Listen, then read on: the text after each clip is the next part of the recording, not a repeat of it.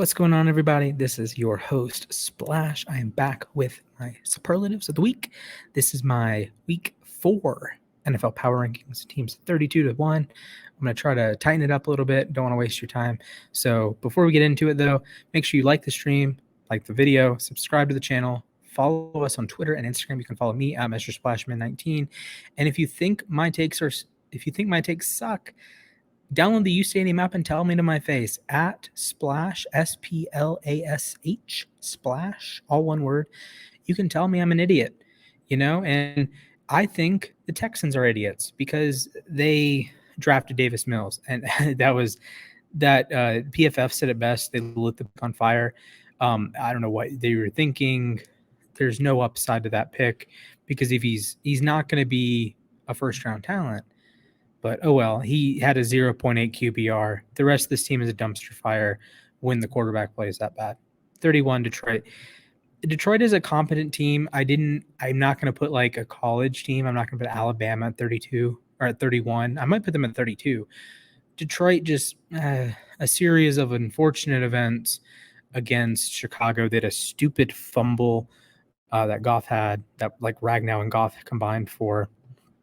So overall, it was just weird. I don't love the receivers. I don't love the secondary. There's just a bunch of flaws with this team, and it's okay because they are rebuilding. They will be okay moving forward, perhaps. Number 30, the Jacksonville Jaguars. They're 0-4, somehow last in the AFC South. Urban Meyer we actually have video, 10-minute video on Urban Meyer, so if you want to see that, check it out. Trevor Lawrence, cool. Yeah, played much better. Juwan Taylor was on my team of the week. Congratulations.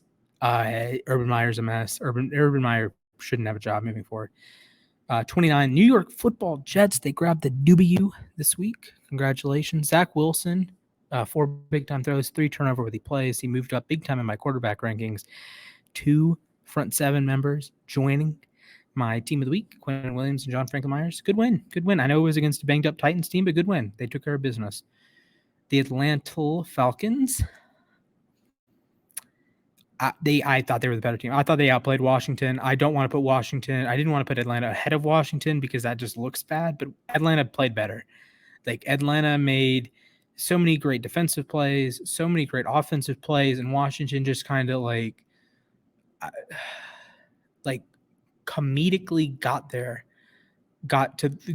the win. Like, they pulled everything from out of left field. Heineke didn't have a great game, but all of a sudden he's dropping dimes. I don't know. I don't know what to think of it. Washington's next. The defense has regressed a lot. The offense is really spotty. So yeah, they've scored 80 points or something ridiculous in the last 3 games. I understand. That's cool. I'm happy for you. I'm happy for your fans. I'm happy for you. But I don't think it's sustainable. I don't think you can ask Terry McLaurin to have 8 contested catch targets every single week. I don't think you can ask I don't think you can ask Taylor Heineke to have like 10 lobs into the end zone and all 10 of them get caught like they seem to do right now. So I don't think this Washington team is very good. I know they're 2-2. I know they're technically in a playoff spot. I don't care. This team is not good. The offense, I don't think is good. The defense is supposed to be good. It's supposed to be full of potential in this Chase Young and Montez Sweat and Ioannidis. And the only productive member of the defense so far is really Jonathan Allen. Like, other than Allen, this has been a pedestrian defense. They've getting not curb stomped. Their defense is getting eaten alive the last 3 weeks. Come on now. Philadelphia. Defense got eaten alive, but it was by Kansas City. So there's that. The offense could move the ball. I know they didn't play particularly well in the red zone, but this is a team that with Washington, it's just been underperforming. With Philadelphia, it's been the injuries. Again, Brooks is out. Graham is out. Mailata is out. Sumalo they're just missing so many pieces. Lane Johnson's out, and it's sad. It is sad to see that much offensive line talent get injured. So they have a tough draw this week against Carolina. 25, the Pittsburgh Steelers. Cam Hayward's awesome. He's grading out better than Aaron Donald is this year, which is just ridiculous. Big Ben is an absolute train wreck. There's excuses with Davis Mills. Oh, he's just a rookie. Oh, he wasn't supposed to be. There are legitimate Steelers fans out there that thought Big Ben would be a strength. They thought he would be a top 20 quarterback. I got crapped on for saying he wasn't a top 20 quarterback. He has been an absolute. I can't put into words how bad he's been. The stats don't do it justice. The tape has just been so hard to watch. So I don't want to talk about it anymore. 24, Miami Dolphins. This is a Jacoby Brissett thing, honestly, more than this is an offense thing. The defense is perfectly fine, but the offensive line, Austin Jackson, Liam Eichenberg, that is not a good tackle duo. That is the worst. You might have tackle 63 and tackle 64 working together there, and not including like guys on the bench or guys like James Hurst, the backup left tackle for the Saints, or the swing tackle for the Saints. He came in and was really good. Heck, Andre Smith played 8 snaps for the Ravens, and he looked good. Patrick McCarry is the technical backup. There are a lot of tackles better than Eichenberg and Jackson. So that's been a mess. Offensive coaching has been a mess. It's just ugly all around for the offense. Defensively, they're fine. Weapons-wise, they're fine. Will Fuller's hurt again, but that offense, though. 23, Chicago. Moving up, I did drop them. Bill Lazor is now calling plays. If I had known that coming into the week, I would not have dropped them to 28. Justin Fields played a lot better. David Montgomery's out, but he's a running back. Damian Williams should be able to step in pretty tit for tat there. Yeah. I have a typo. They won 24-14, but oh well. New York Giants, they move up 8. I had them probably a little too low after they lost to Atlanta. It was probably just probably a little too disappointed in them after they lost to Atlanta because I thought they were the better team. But Daniel Jones is the reason why they're moving up. He has played the last 3 weeks. He's been a top 3 quarterback. Like, that is no BS. He's been awesome. The offensive line is moving in the right direction. Andrew Thomas has played like a legitimate NFL player, which is exciting. So I'm really happy to see New York move up. They have a game against Dallas. That's going to be a tough ask, but hey, if you win that, you're in the thick of the NFC East race. The New England Patriots down 1. They really should have beaten Tampa. The only reason I have them dropping is that Indianapolis played a really well-rounded game of football. To me, if they go for it on the 4th and 3 on the Bucks 39 late and they get it, you probably win that game because Folk probably makes from inside 55, but 56 is just such a tough ask. I thought Belichick threw this game. Number 20, Indianapolis. I mentioned them just a second ago. Wentz has been okay. 29 is a bit misleading. I've mentioned that in my quarterback power rankings. They're 1-3. You're looking at 1-4. You have a tough game against Baltimore in Baltimore, Monday Night Football. It's tough, man. This is a team that's looking like 1-4, and there's a lot of good players. That's been my thing all season. The Colts have a lot of good players, but they don't come at quarterback, tackle, edge, corner, stuff like that. So, your player of the week was Bobby Okereke. Most Colts fans would say the best player on their team is DeForest Buckner or Darius Leonard. Okay. Or Quentin Nelson, but Nelson's hurt right now. Indianapolis just has too many average players at star positions, key skill positions. Number 19, Denver, they dropped down 5 spots. This is a quarterback thing, honestly. The defense played perfectly fine. The Lamar was just tremendous as a passer. There was one broken coverage, and he took advantage of it. Other than that, Denver played a really good game defensively. Offensively, this was a mess. Quarterback play was terrible. Bridgewater or Locke, it was just awful. I do want to throw Javonte Williams broke everyone's tackle. So congratulations to him. I think he's on pace to be a superstar back very soon. Number 18, Cincinnati. Moving up slowly but surely. Zach Taylor still gives me pause, but Joe Burrow has been a top 10 quarterback this year. Uzoma and Williams played really well Thursday night. I thought it was the defense bounced back after getting punched in the mouth by Jacksonville, so that was good to see. So Cincinnati's 3-1, technically leads the NFC or the AFC North, and they would be, I believe, the 2 seed right now, perhaps the 1 seed. So they have Green Bay. Aaron Rodgers has never won in Cincinnati, so who knows? Number 17, the Carolina Panthers. Yeah, look, the elite defense comes at the cost of questionable play calling. They are So Brett Coleman posted this, and when they run a 4-2 defensive front, so 4 down linemen, 2 linebackers against 11 personnel, so 3 wide receivers, it's great. It's like 2.5 yards a carry. You can't run on Carolina. So you can't whittle away Carolina around the edges, right? You have to have the numbers advantage to beat Carolina. But the issue is Carolina thinks this numbers advantage is so far in their favor that they've played 4-2. So again, 4 down linemen, 2 linebackers against heavier personnel, so 12 or 21. And at that point, no, you're not winning. You have 5 defensive backs, that extra running back, fullback usually, or that extra tight end, which in the case of Dallas is Schultz or Jarwin, you're getting picked off. Or Dallas could even play 6 offensive linemen, and they were averaging like 15 yards a carry.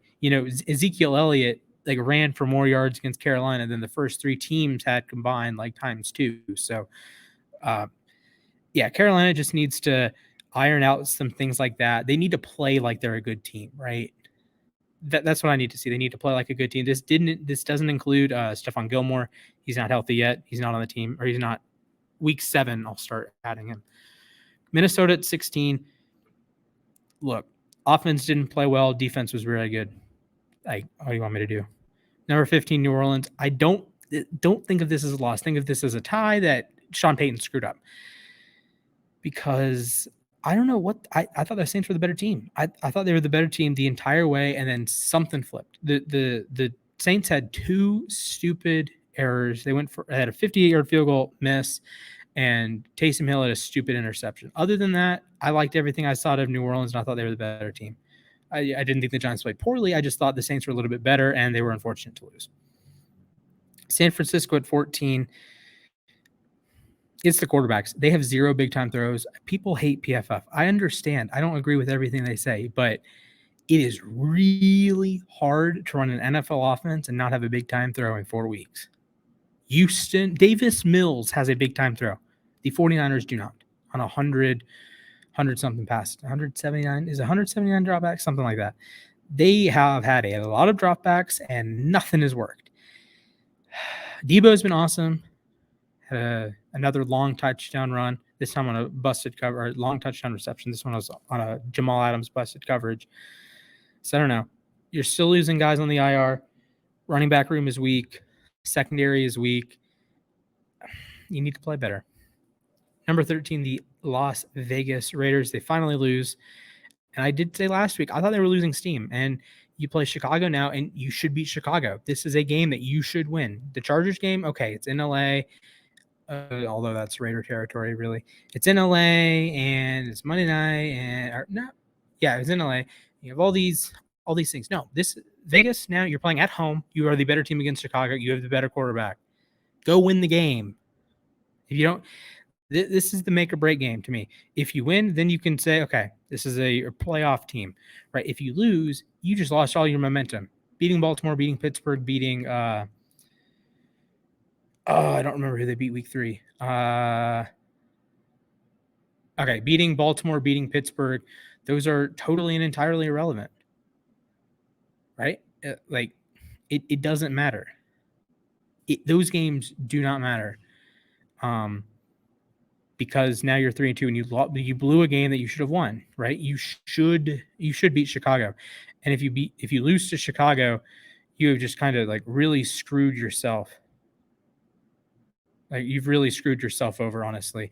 So, look, Vegas, all due respect, you started 3-0. Congratulations. Huge props there, but you have to keep it up. There is no point in all the Raiders fans coming at me and saying, "Oh, we need to be higher. We're this great team." Okay, then beat Chicago. Take care of business. You've won 2 games in overtime, and you beat Pittsburgh. Come on now. You beat Miami. That was the team I was blanking on. So you beat Lamar Jackson in overtime, Big Ben Roethlisberger, and Jacoby Brissett. Congratulations. If Daniel Carlson doesn't make a 55-yard field goal, you lose to Baltimore.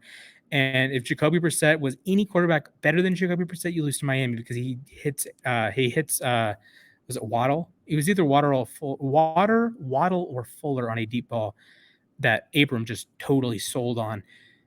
the Raiders are really close to being a 1-3 team. They're 3-1, all due respect, but this is a team I don't think you have Chicago, Denver, Philadelphia. Those are three. You are the better team in all three of those. And then, heck, even you go into the bye week, then you're the better team against the Giants. There is no reason for the Raiders not to be 7-1 against Kansas, going into Kansas City, going to face the Kansas City Chiefs. Come on now. Number 12, Seattle Seahawks. They play tonight. Russell Wilson, number 2 overall quarterback. The defense is still Swiss cheese. Jamal Adams did a stupid bust coverage. Quandre Diggs did have a solid day. He graded out really well, had a couple turnover. I think he had a pick and had some nice plays on defense. Cool. 12th man. Number 11, Tennessee. Don't overreact to losing to the Titans. Like I said with the Jets segment, they were missing their top 2 players. You can't make too many conclusions. Now, granted, their offensive line did get eaten alive besides Roger Saffold. Like, Lawan was terrible. Questenberry was terrible. Davis was terrible. Ben Jones got hurt. So it was just an awful day at the office for the offensive line. The offense as a whole, I think, is fine with Tannehill and when you have a healthy Brown and a healthy Julio. But defensively, they're okay. They're moving in the right direction, I think. Chargers, Justin Herbert's for real.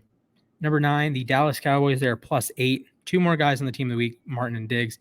Dak Prescott up to quarterback 4. Ezekiel Elliott is no longer in the cons category. He was spectacular, and they really won that game by 22 over Carolina. Carolina scored a couple late touchdowns that made it more manageable, but tomatoes.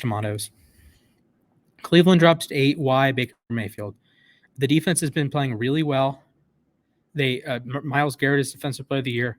I would agree with that. Greedy Williams was great. Jeremiah Owusu-Koramoah hasn't played too many snaps, but he has been spectacular in those snaps. But Baker, this is on Baker to me. This is, you have a top 10 defense. The offense around Baker is top 10. Baker needs to go out and play like he's a top 10 quarterback. And they'll be back at 6. That's fine. Baltimore comes in at 7. Lamar's been ridiculous. Marquise Brown caught a deep ball. Calais Campbell had a revenge game. The injuries are there, and I don't trust the running game, which is really weird to say with Baltimore. I don't trust when Lamar Jackson hands the ball off to someone. I don't trust that person. And I trust Tyson Williams, but he's apparently hates the coaching staff. The coaching staff hates him. So that's all I can say about Baltimore.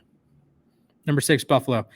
Why are they moving down? They won by 40. They beat Houston by 40. Come on now. Josh Allen hasn't been bad, but he hasn't been 2021 Allen, right? So Bills fans, you want to come at me for saying that Allen wasn't good in 2019? Okay. Then how is he playing now? If I call him 2019 Josh Allen, is that accurate? Apparently, right? Because he wasn't, he was good in 2019. He had 29 touchdowns and 9 interceptions. Yeah, I think you're just seeing the win total and you're going off that. You weren't actually watching Josh Allen play football. Tremaine Edmonds and the entire linebacking core turned into Primary Lewis this week. So congratulations. Davis Mills had a crap the bed. Moving on to the top 5, Tampa. It's just the injuries. Talent-wise, when healthy, they're a top 2 team, but it's just they're beginning to miss pieces on defense. I think they're down their top 3 corners. Carlton Davis was put on injured reserve today. The front 7 hasn't been as good as you want it to be. Shaq Barrett did have a great game against New England, though. But it's just been such a mixed bag, and I need to see Tampa could win the Super Bowl. This isn't a week 17 power ranking. This is a week 4, week 5 power ranking. So Tampa has things to clean up. Number 4, the Rams. They got stomped at home by Arizona. Like that cannot happen. You got stomped by Arizona. That's an ugly loss. Now, granted, it's a very good team. And if those smart in the audience, we haven't seen Arizona yet. So I don't know. With the thing with Arizona, the thing with the Rams, Stafford's going to have some of these games. He has that stupid interception. You have to overcome it, right? Number 3, Green Bay. This does not include them adding Jalen Smith. I don't know what Smith is going to bring to the table. I don't think the Smith addition is big enough to move them higher or lower. But anyways, Aaron Rodgers is still pretty good at football. He wasn't great against Pittsburgh, but he was passable. Randall Cobb seems like a legitimate slot option. And this defense, I think you're getting Zadarius Smith back pretty soon. I think he's going to be out this week, but you're making progress. And Devondre Campbell has been playing really well. Jalen Smith is coming in. Matt LaFleur coached him at Notre Dame, I believe. Jair Alexander is nursing a shoulder injury. I hate to see that. Eric Stokes made, I believe, his legit NFL debut with a healthy Kevin King. So that was good to see. I don't think he played particularly well, but it happens. Top 2, Kansas City. Listen, say what you will about the defense. I know Spagnuolo defense. Those get better by the end of the season. Patrick Mahomes, I'm not going to doubt Patrick Mahomes. If you would like to, feel free. Would you like to doubt Travis Kelce and Tyreek Hill? Feel free. Number 1, Arizona. Kyler is playing at an MVP level. He would be my pick right now. Russell Wilson, Lamar, Dak, Herbert. I think you can start having the conversation there, but I think Kyler is pretty much locked it up. Well, through 4 weeks. So Kyler's been awesome. He had a really good performance. If you want to hear more about Kyler, I did a video about him, my quarterback power rankings, and I talked about him on the Tuesday, December 5th episode of the Sports Desk. So with that said, thank you guys for watching. Make sure you like this video, subscribe to the channel, follow me on YouTube, follow me on Twitter and Instagram at Mr. Splashman19. Follow us as a whole on Instagram and Twitter at Mr. Splash. Wow, at U Stadium. Make sure you download the U Stadium app. If you think the Cardinals are too high or too low, they're definitely too high. They're definitely too low. Let me know. Just at me, at Splash. So again, thank you guys for watching, and peace out, folks.